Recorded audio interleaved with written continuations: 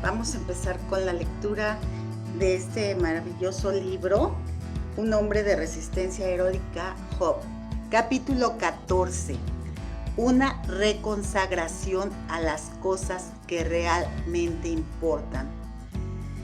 El sufrimiento nos ayuda a precisar nuestras prioridades y a concentrarnos en los objetivos correctos.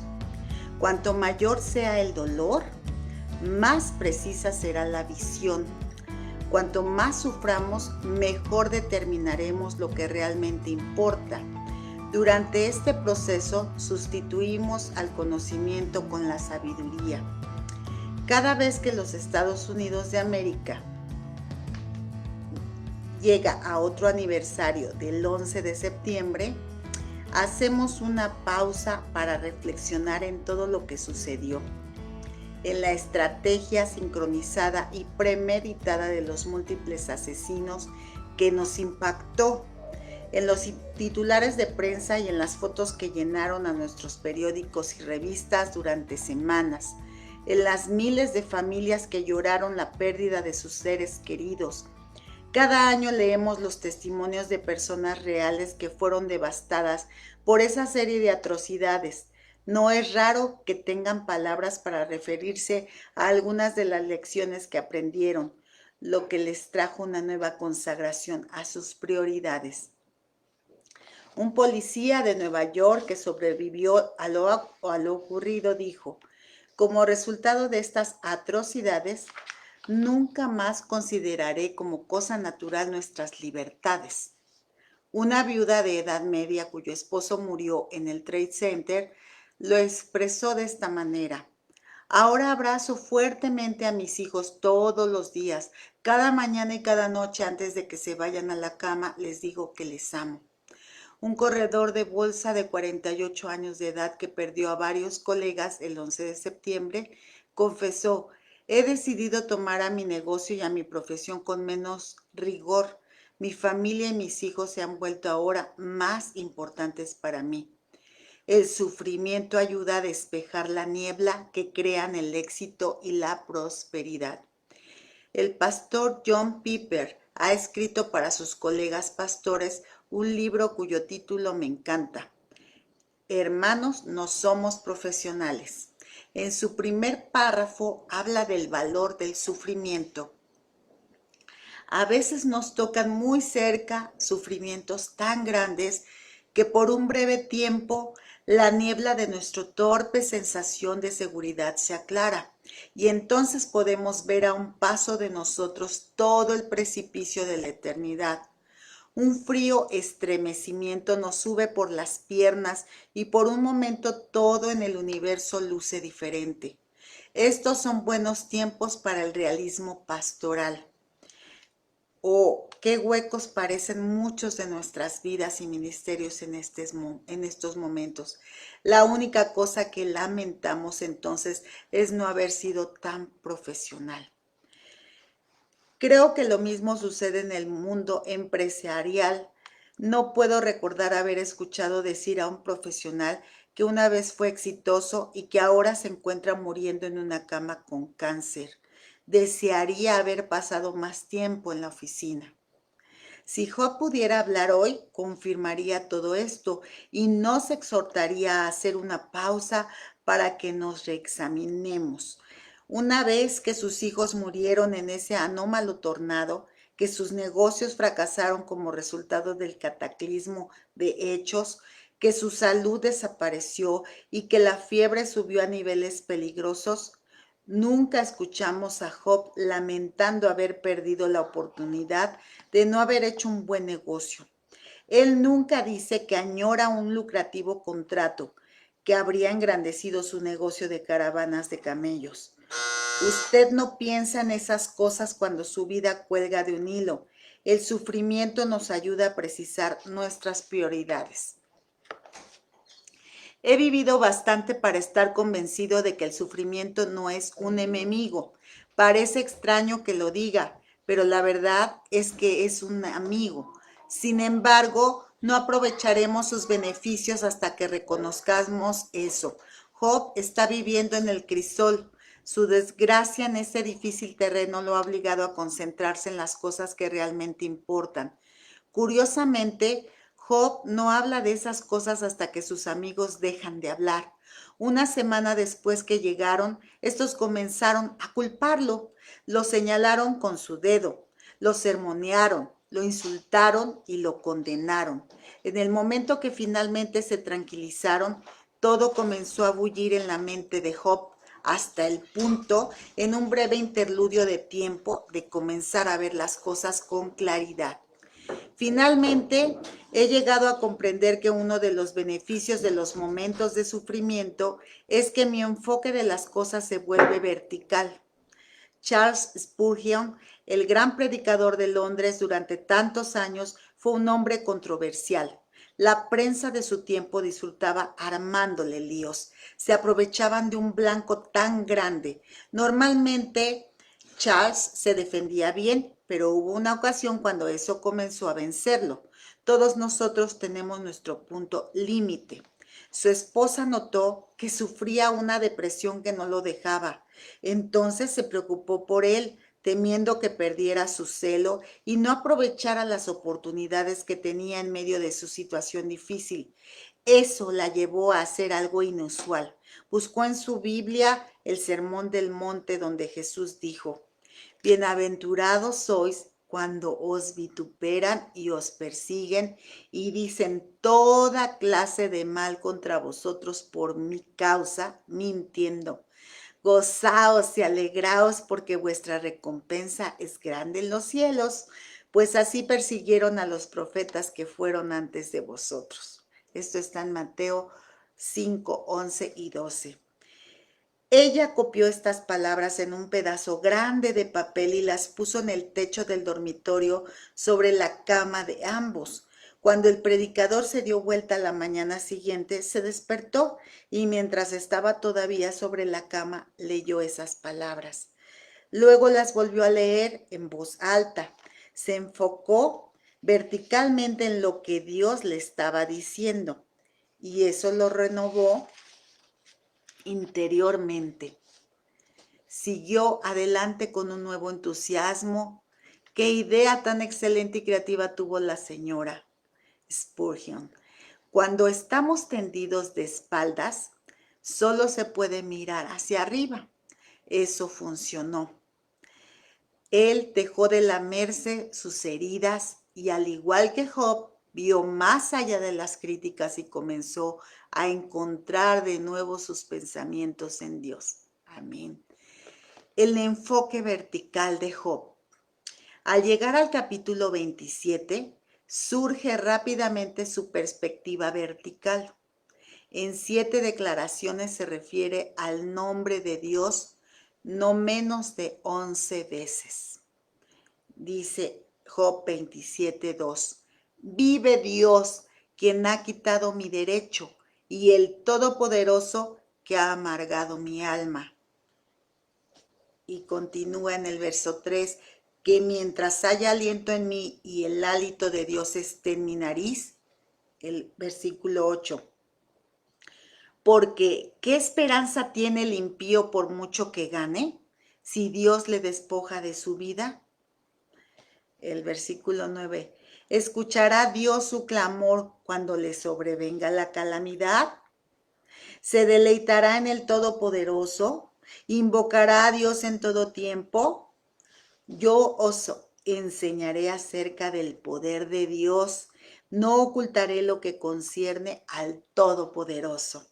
Esta es la porción de parte de Dios para el hombre impío, la heredad que los tiranos recibirán de parte del Todopoderoso. Eso dice Job 27:13.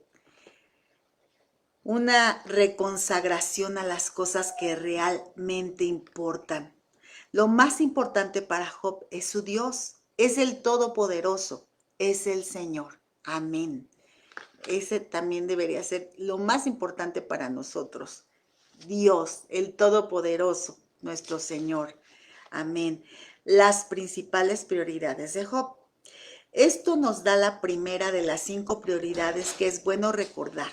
Las prioridades de Job en este punto de su vida comienzan con su relación con el Señor. Pensar correctamente en cuanto a Dios es nuestro principal objetivo. Ya me refería a esto en el capítulo anterior. Lo llamé pensar teológicamente o pensar bíblicamente. Esta es una de las razones por las que soy un proponente de la disciplina de la memorización de las Escrituras. Usted no puede pensar más correctamente acerca de Dios que cuando cita las mismas palabras de Dios referentes a las situaciones de la vida. Amén. Lo que viene a nuestra mente cuando pensamos en Dios es lo más importante acerca de nosotros. Amén. ¿Qué le viene a usted a la mente cuando piensa en Dios? Recuerdo que cuando yo era un niñito pensaba en Dios como un hombre muy viejo, con una larga barba blanca, con sus mejillas inflamadas, soplando fuertes vientos desde el norte. Yo había visto su cara en la escuela en unos viejos mapamundis. ¿Qué viene a su mente cuando piensa en Dios? ¿Lo ve como aquel que le da el aliento y que mantiene funcionando su corazón? ¿Lo ve como aquel que llamará a juicio a todo el mundo algún día? ¿Lo ve como aquel que cuida de sus hijos y de su trabajo? ¿Reconoce su poder como un poder más grande que cualquier otro en esta tierra? ¿O sinceramente él es un poco distante, desconectado de esta sociedad tan altamente tecnificada? Su concepto de Dios es crucial en cuanto a su manera de ver la vida. Amén. Piensa en la situación de Job. Está ahora arruinado, sin hijos, sin amigos y enfermo, cubierto de llagas. Está viviendo con fiebre alta y un dolor constante. Para colmo, es malinterpretado, culpado de pecados secretos y rechazado por quienes lo respetaron una vez. ¿Cómo es que sigue adelante? Hay solo una respuesta: su concepto de Dios. Es lo que lo hace seguir adelante. Amén. No lo que otros están diciendo. Amén. A la luz de eso se reconsagra a las cosas que realmente importan. En un torbellino de ideas humanistas provenientes de Elifaz, Bildad y Sofar, por las que Job no se interesa, Job está ahora totalmente enfocado en las cosas de Dios. Wow. De hecho, por estar tan enfocado, se atendrá a los hechos, no hablará falsedades, no dirá lo que no es cierto, sigue diciendo. Job 27 del 3 al 5. Mientras haya aliento en mí y el hálito de Dios esté en mi nariz, mis labios no hablarán perversidad, ni mi lengua proferirá engaño. Lejos esté de mí el daros la razón. Hasta que muera, no renunciaré a mi integridad. Gloria a Dios. Esto nos lleva a la segunda prioridad de Job. Caminar en integridad es la única manera de vivir. Se rehúsa a patinar, no va a actuar con fingimiento, no les mentirá ni los engañará, hablará solo la verdad. Qué reconfortante y tranquilizador. Qué importante es estar rodeados por esas almas excepcionales que han logrado controlar sus lenguas. Job es una de ellas. Por medio de sus aflicciones había llegado a tener dominio sobre su lengua. Nunca más volvería a ser dominado por el músculo más fuerte de su cuerpo. Un médico me dijo que no vacilara en llamar a la lengua el músculo más fuerte del cuerpo. Anatómicamente es cierto, dijo, la constitución de la lengua la coloca de verdad entre los músculos más fuertes, si no el más fuerte del cuerpo humano. Imagínense, es el músculo más fuerte. El punto es innegable.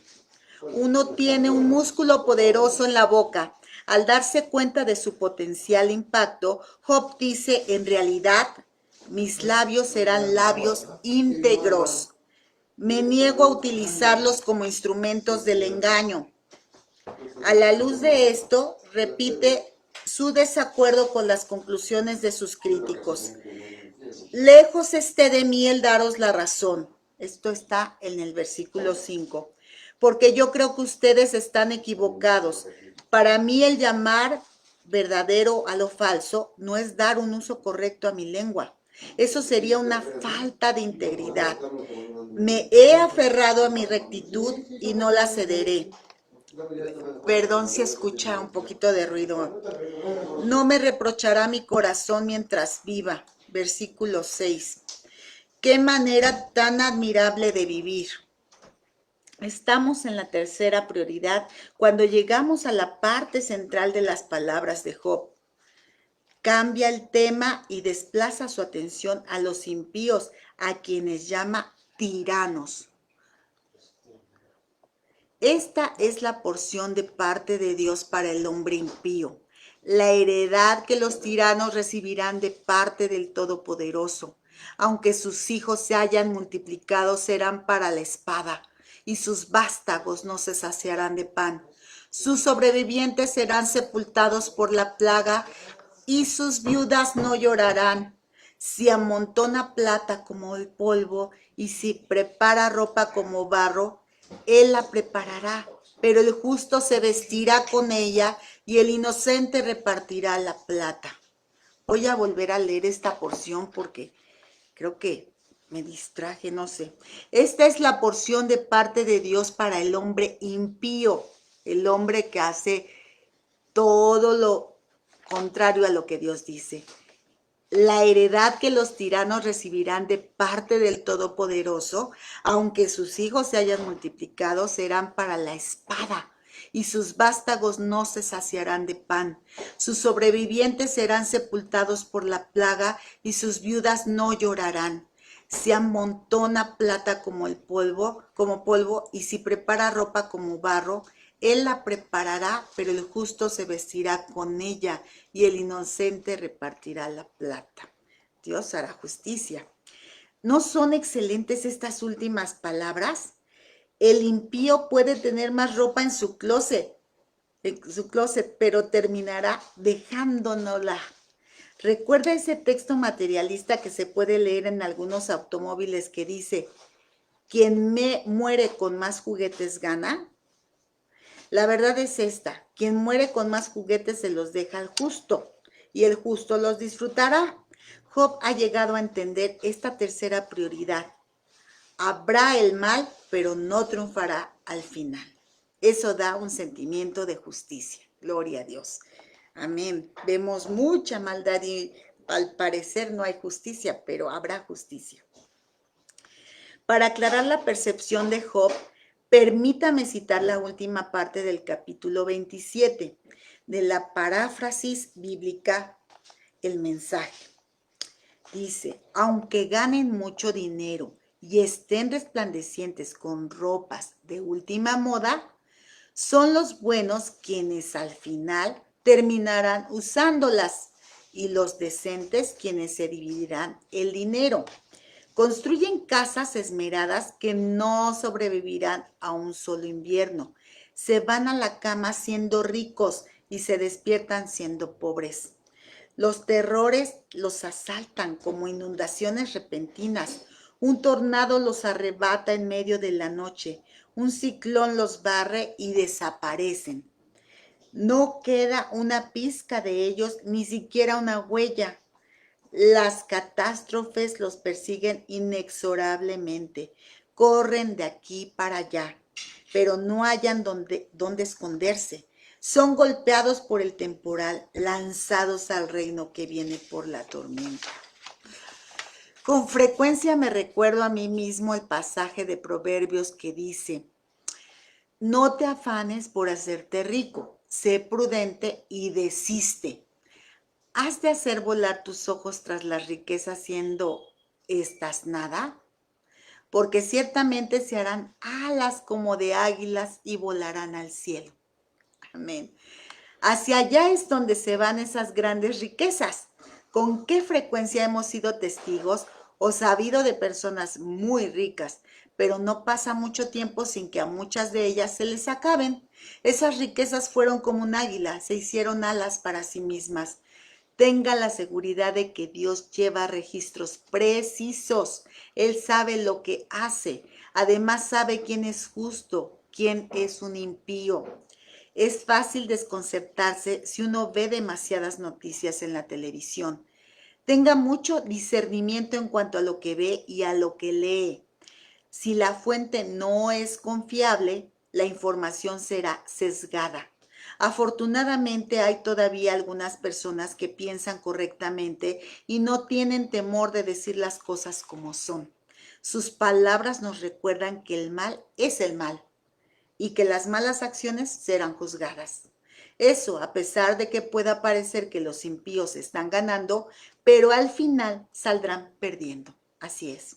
El poeta y ensayista norteamericano del siglo XIX, James Russell, lo dijo bien cuando escribió en su libro La crisis presente.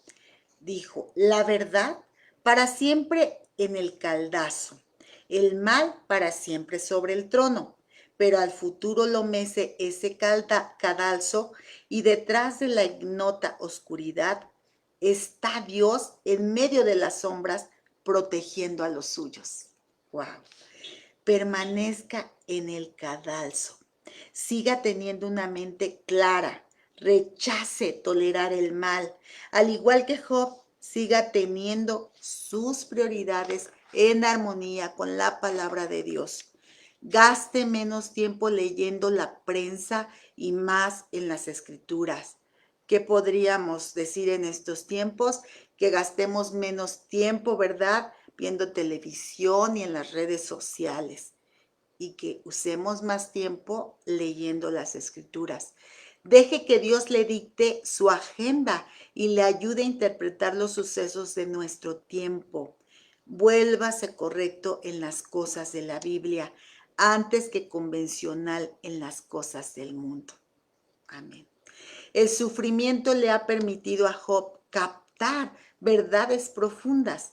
De hecho, cuando llegamos a su cuarta y quinta prioridades en Job 28, descubrimos qué ha pasado de la esfera del simple conocimiento, o sea, una información intelectual, al tema de la sabiduría, que es la percepción espiritual. Amén. Job llega a 3 conclusiones en cuanto a la sabiduría.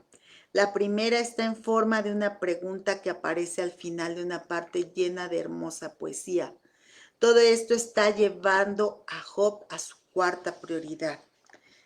Dice, ciertamente la plata tiene su mina y el oro un lugar donde lo refinan. El hierro se extrae del polvo y el cobre es fundido de la piedra. El hombre pone fin a la oscuridad y examina en los lugares más recónditos las piedras de la oscuridad y de las tinieblas. Abre socavones en las minas lejos de las poblaciones, olvidados por el pie del ser humano. Allí se descuelgan y se balancean. Job 28, 1, 4. Al continuar, habla de la búsqueda que hace el hombre de los metales preciosos y de otros elementos valiosos. Si usted no sabe mucho de esto, como yo he visto documentales y esa parte es muy interesante. Los hombres buscan la manera de extraer cosas preciosas, metales preciosos. Dice en Job 28, 6, 10 y 11. Ese lugar cuyas piedras son de zafiro y cuyo polvo es de oro, abre canales en las rocas y sus ojos ven todo lo preciado. Detiene los ríos en sus fuentes y hace que lo secreto salga a la luz. Luego viene la pregunta crucial. Pero, ¿dónde se hallará la sabiduría? ¿Dónde está el lugar del entendimiento? El hombre no conoce el valor de ella, no se halla en la tierra de los vivientes.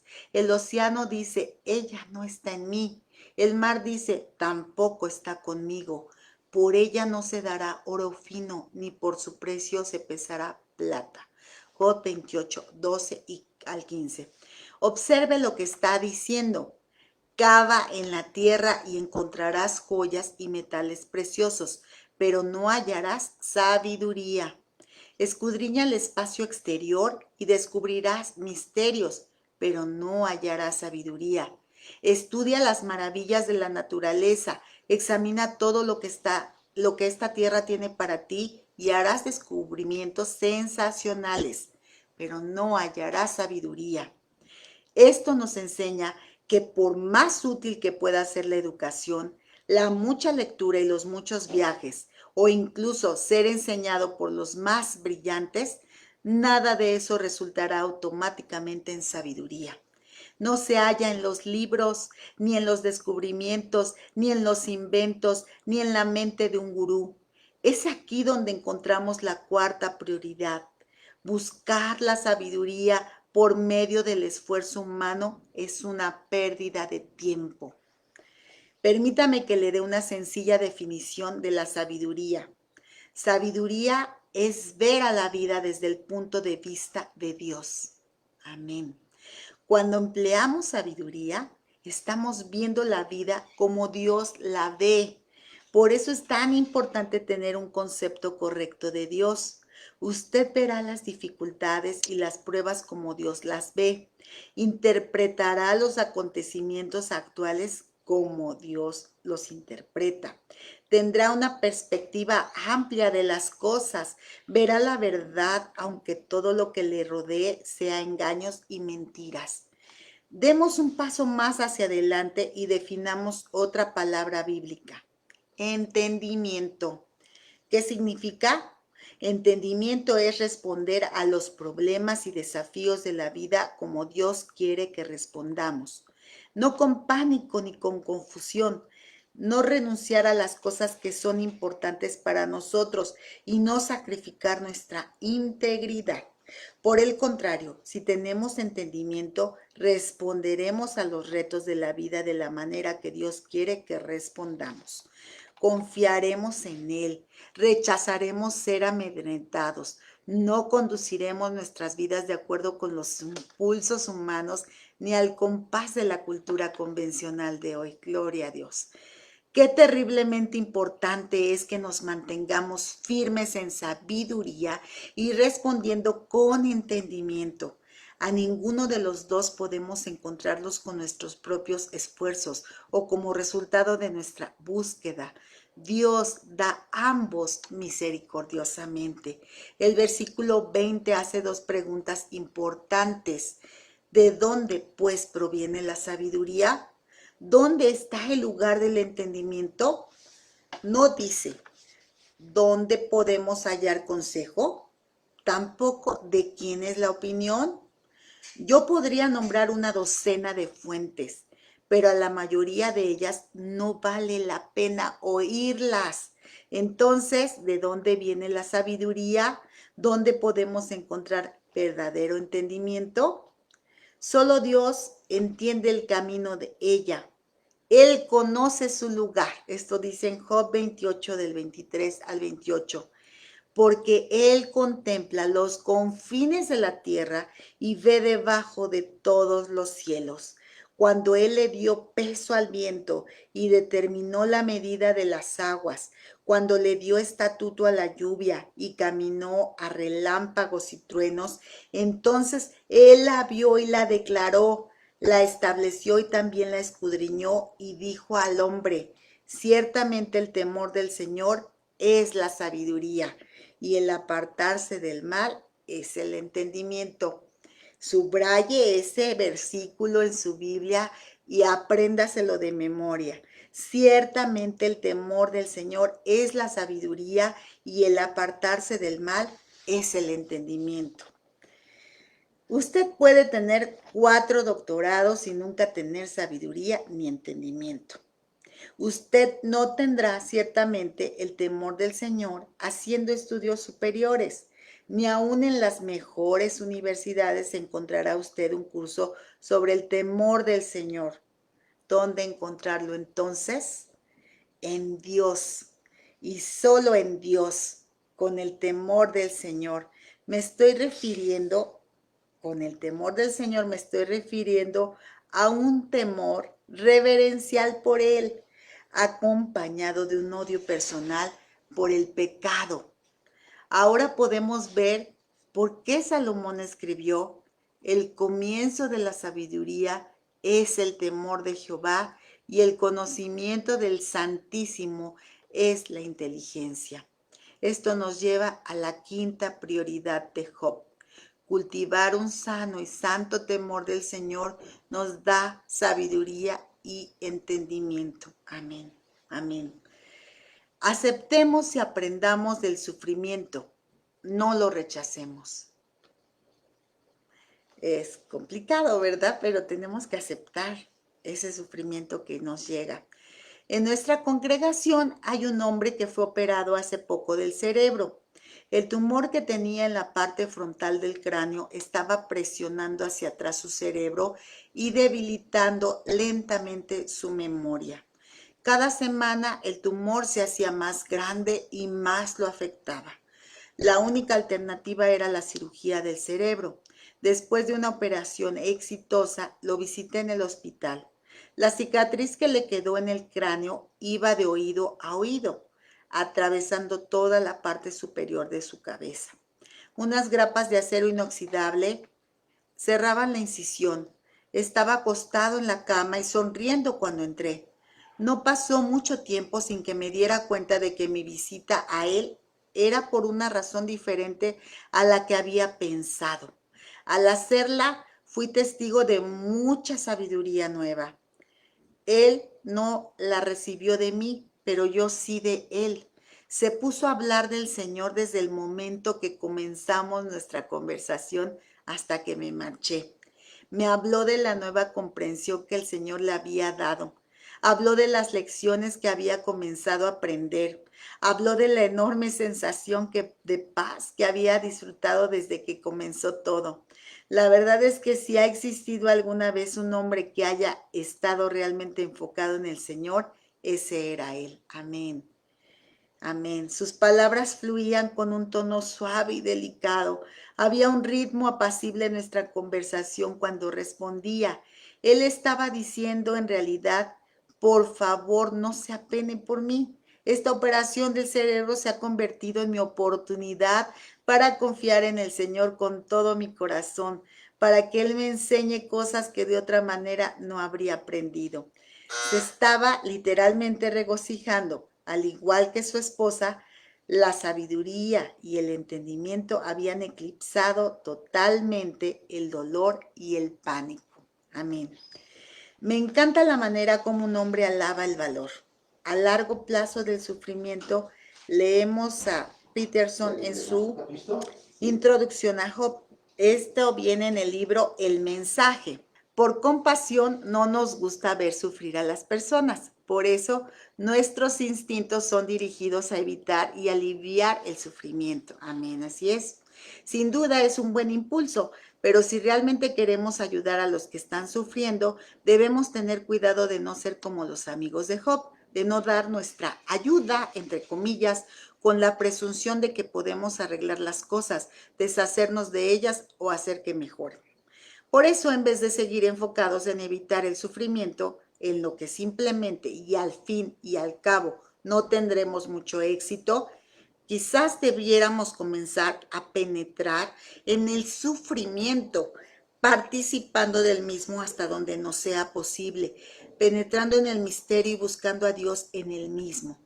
En otras palabras, necesitamos dejar de sentir tristeza por las personas que sufren y en vez de ello, admirarlas, aprender de ellas y, si nos los permiten, unirnos a ellas en clamor y oración. La compasión puede ser miope y condescendiente. El sufrimiento compartido puede ser dignificante y transformador de la vida. Al contemplar a Job sufriendo, orando y adorando a Dios, vemos que él ya nos ha mostrado una senda de valentía e integridad que debemos seguir. Así es. Cuán cierto, mi hermano del hospital no necesitaba compasión, sino respeto, y lo recibió de mí ese día. Él nos ha aventajado en sabiduría a muchos de nosotros. Por eso cuando habla es con una nueva penetración en cuanto a la vida. Él sigue respondiendo con gozo a los retos de la vida y ambos le han venido de parte de Dios gracias a la experiencia del sufrimiento.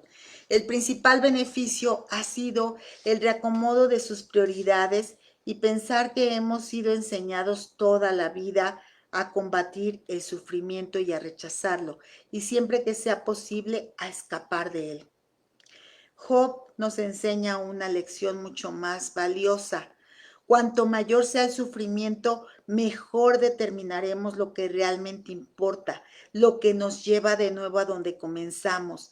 El sufrimiento nos ayuda a precisar nuestras prioridades y a concentrarnos en los objetivos correctos. Pues hemos terminado. Qué interesante capítulo. Así que vamos a hacer una oración para pedir sabiduría y entendimiento. ¿Qué le parece? Para que Dios se manifieste en nuestras vidas de una manera especial y nos dé, pidamos sabiduría, nos dé entendimiento, para que veamos como el Señor ve, para que entendamos como Dios quiere que entendamos. Amén. Que Dios les bendiga. Bye bye.